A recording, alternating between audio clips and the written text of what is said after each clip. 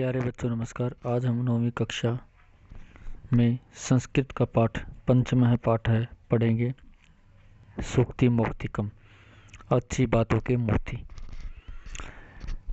इसमें पहला श्लोक मनुस्मृति से लिया गया है।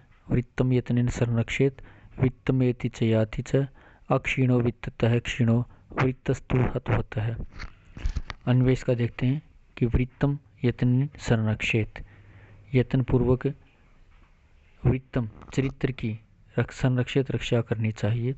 वित्तम एति याति च, वित्तम एति च याति च अर्थात वित्तम एति याति च कि धन तो आता और जाता रहता है। अक्षीणो वित्ततः क्षीणो कि वित्ततः क्षीण है अक्षीण है। वित्ततः धन से क्षीण रहित होने पर अक्षीण मनुष्य अक्षीण रहता है, नष्ट नहीं होता है। लेकिन वृत्तस्तु हतोहतः, वृत्ततः तु हतः अर्थात धन से चरित्र से रहित होने पर मनुष्य नष्ट हो जाता है। जिसके पास चरित्र नहीं होता वह मनुष्य नष्ट हो जाता है। दूसरा श्लोक देखते हैं। श्रूयताम धर्म सर्वस्वम श्रुत्वा चैव अवधार्यताम आत्मनः प्रतिकूलानि परेशान न समाचरेत् कि श्रूयताम धर्म सर्वस्वम, धर्म का सार सुने और सुनकर अच्छी तरह समझ लें कि जो व्यवहार स्वयं के लिए प्रतिकूल लगे, जो व्यवहार हम दूसरे के प्रति हम करना चाहें, अगर वो दूसरे हमारे प्रति जो व्यवहार करते हैं अगर वो व्यवहार हमको अच्छा न लगे तो वैसा व्यवहार हमको दूसरों के प्रति भी नहीं करना चाहिए। कि जो व्यवहार स्वयं को प्रतिकूल लगे वह दूसरों के साथ नहीं करना चाहिए। तीसरा श्लोक देखते हैं। प्रिय वाक्य प्रदानेन सर्वे तुष्यन्ति जंतवः तस्मात् तदेव वक्तव्यम वचमेन एकादरिद्रता कि प्रिय वाक्य प्रदानेन मीठे वचन बोलने से सभी प्राणी प्रसन्न हो जाते हैं। तस्मात् तदेव वक्तव्यम इसलिए वैसा ही अर्थात मीठा बोलना चाहिए। वचन एकादरिद्रता मीठा बोलने में कौन सी गरीबी आती है। यह श्लोक चाणक्य नीति से लिया गया है। चौथा श्लोक देखते हैं। पिबन्ति नद्यः स्वयं स्वयं न खादन्ति फलानि वृक्षः नादंती सस्यम खलु वारिवाह परोपकाराय सत्ताम विभूति है कि नद्य है स्वमेव नाम भय पिबंती कि नदियाँ अपना अम्भ माने जल, अपना जल स्वयं नहीं पीती हैं। इसी प्रकार से स्वयं न खादंती फलानि वृक्षा, वृक्ष अपने फल स्वयं नहीं खाते हैं। नादंती सस्यम खलु वारिवाह, वारिवाह बादल, बादल अपना फसल जिसको फसल को वह सींचते हैं वह फसल स्वयं नहीं खाते हैं, अदंती खाते हैं। परोपकाराय सत्ताम विभूति, इसी प्रकार से कहा गया कि परोपकाराय सत्ताम सज्जनों की विभूतियाँ माने संपत्तियाँ परोपकार के लिए ही होती थी। सज्जनों की संपत्तियाँ तो परोपकार के लिए ही होती हैं। पांचवा श्लोक देखते हैं। गुणेषु एव हि कर्तव्य प्रयत्नः पुरुषैः सदा गुणयुक्तो दरिद्रो अपि नैश्वर्यैर अगुणैः समः कि गुणेषु एव ही कर्तव्य प्रयत्न है पुरुषैः सदा, मनुष्यों के द्वारा हमेशा गुण अच्छे गुणों के लिए ही प्रयत्न करना चाहिए। क्योंकि गुणयुक्तो दरिद्रो अपि कि गुणवान दरिद्र भी श्रेष्ठ होता है। किसके द्वारा? न ईश्वरी अगुणी समय, जो ईश्वरी यहाँ पर आया है संपन्न व्यक्ति के लिए, धनवान व्यक्ति के लिए कि धनवान गुणवान अगर धनहीन भी है, धन से रहित है तो वह धनी जिसके पास धन है लेकिन गुण नहीं है उस मनुष्य से भी वह श्रेष्ठ होता है। यह मृच्छकटिकम से लिया गया था और महाकवि शतरक ने इसको लिखा था। अगला श्लोक देखते हैं। नीति शतकम से लिया गया है।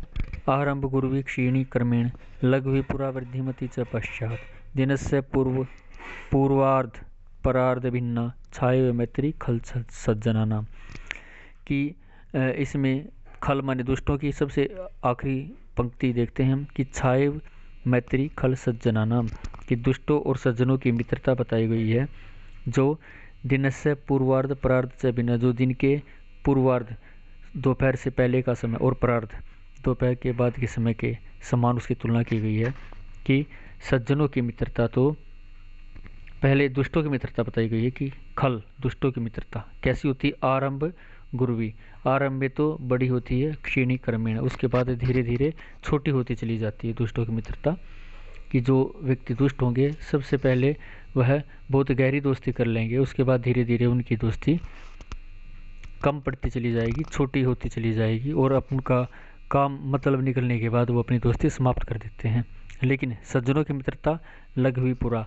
सबसे पहले लघवी छोटी छोटी होती है, जैसे दोपहर के बाद के समय हमारी परछाई छोटी होती है दोपहर के समय, उसके बाद परछाई बढ़ती चली जाती है। उसी प्रकार सज्जनों की मित्रता है, शुरू में वो ज़्यादा हमारे साथ लगाव नहीं करेंगे, दोस्ती नहीं करेंगे, धीरे धीरे वह दोस्ती बढ़ाएंगे और हमसे अगर वो उनके विचार मिलते हैं, उनके भावना मिलती हैं, तो ही वो अपनी दोस्ती लंबी करेंगे और आगे बढ़ाएंगे।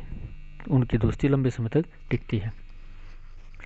अगला श्लोक है यत्रापि कुत्रापि गता भवेयुर हंसा मही मंडल मंडनाय हानिस्तु तेषां ही सरोवराणाम येषाम अमरालय सह विप्रयोग है। अर्थात इस श्लोक में गुणवान व्यक्ति की तुलना हंसों से की गई है और बहुत ही सुंदर श्लोक के द्वारा यह समझाया गया है। जैसे यत्र कुत्रापि गता भवेयु हंसा मही मंडनाय, कि मही मंडल मंडनाय धरती को सुशोभित करने वाले हंस जहाँ कहीं भी जाएं, सरोवर को छोड़कर जहाँ कहीं भी दूसरी जगह इस धरती पर जाएं, लेकिन हानि स्तुतेषाम सरोवराणाम, की परंतु हानि उन सरोवरों की होती है, उनकी सुंदरता समाप्त होती है जहाँ पर वह हंस रहते थे और उस सरोवर को छोड़कर वह दूसरी जगह चले गए। ये शाम मरालई सह उन सरोवरों का जिनका हंसों के साथ अलगाव हुआ, जुदाई हुई है। जिसे उसी प्रकार गुणवान व्यक्ति के बारे में कहा गया कि गुणवान व्यक्ति जहाँ कहीं भी रहे वह अपने गुणों से संसार को लाभान्वित करेगा, लेकिन जिस स्थान से वह चला जाएगा उस स्थान के लोग, वह स्थान उसके गुणों से वंचित हो जाएगा। अगला श्लोक देखते हैं जो हितोपदेश लिया गया है। गुणा गुणज्ञेषु गुणा भवन्ति ते निर्गुणं पराप भवन्ति दोषाः अस्वाद्यतोया भवन्ति नद्य समुद्रम आसाद्य भवन्ति अपया, कि गुणवान व्यक्ति गुणी व्यक्तियों में रहकर गुणी बन जाते हैं, कि जो व्यक्ति अगर गुणी व्यक्तियों में रहेगा तो उसमें और अच्छे गुण आएंगे, लेकिन वे ते निर्गुणम पराप्य भवन्ति दोषा, लेकिन अगर वे गुण रहित लोगों में रहेंगे तो उनमें दोष आ जाते हैं। उदाहरण के साथ बताया गया कि आस्वाद्य तोया प्रभवंती नद्य, स्वादिष्ट जल नदियों में बहता है लेकिन वह समुद्र में आकर पीने योग्य नहीं रहता। धन्यवाद।